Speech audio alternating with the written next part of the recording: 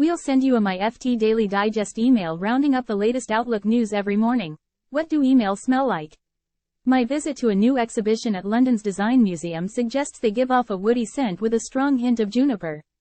Or perhaps, as Christian Widlick, the force behind the immersive display, explains, they smell clean and fresh. The aim, apparently, is to evoke clarity and transform mood and mindset. Of course, this may not be what we all associate with emails on a regular basis.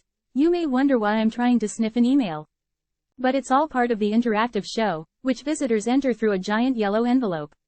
It continues with the history of the medium, now over 50 years old, an email personality test. I was, thankfully, a professional, and even a thinking room where you are invited to reflect on email's future. We have this obsession with email and wanted to share it with everyone, says Widlick. This is perhaps not surprising given he is also creative director of email marketing platform company Intuit MailChimp, sponsor of the show. But while the Design Museum exhibit is provocatively named, Email is Dead, it is more a reminder of the tool's staying power. This includes its history. Although there are still heated arguments about who actually invented email, it is definitely true that Queen Elizabeth II was the first head of state to send one, using ARPANET, a very early public computer network, to do so at an event in 1976. As head of FT Newsletters, you might not be surprised to learn that I believe email will last long into the future. But the data backs me up.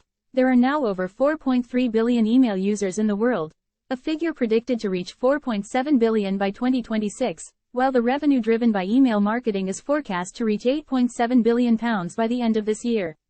Emails may not be shiny and new, but reliable and old can still be useful. Who do you know who doesn't use email? Time equals 400 ms, greater than of course, like any worker in their 50s, there have been some slip-ups along the way.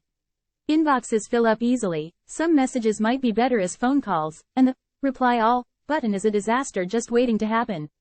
You may remember the havoc-wreaking email accidentally sent to all NHS England staff back in 2016.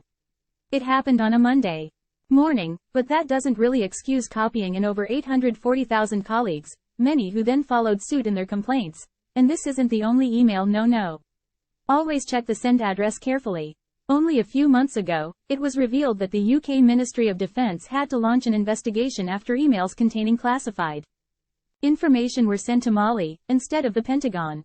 Officials had accidentally left out a crucial I, meaning the messages went to Mali's ML domain instead of the US military's MIL. But, despite the mishaps, no real replacement has emerged.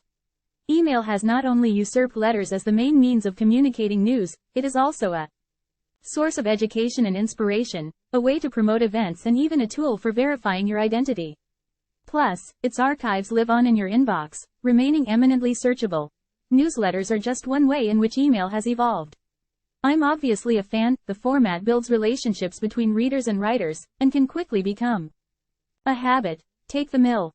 This Manchester-based project, which began in 2020 because its founder, Joshi Herrmann, was disappointed by the lack of depth in regional journalism, has just been valued at £1.75 million and received investment from a group including Mark Thompson, the new head of CNN. I moved into newsletters because it was so cheap and easy, says Herrmann. It's been an eye-opener how powerful they are for interaction and how close they get you to an audience. How long this will last remains up for debate. Snapchat, TikTok and Instagram are certainly on the rise among younger generations. Reply all chains do not figure large in their lives. But email's success lies in the seamless way it has embedded itself in every life stage. A school address is followed in quick succession by a university one, and then a professional one. In other words, email isn't dead. It's everywhere.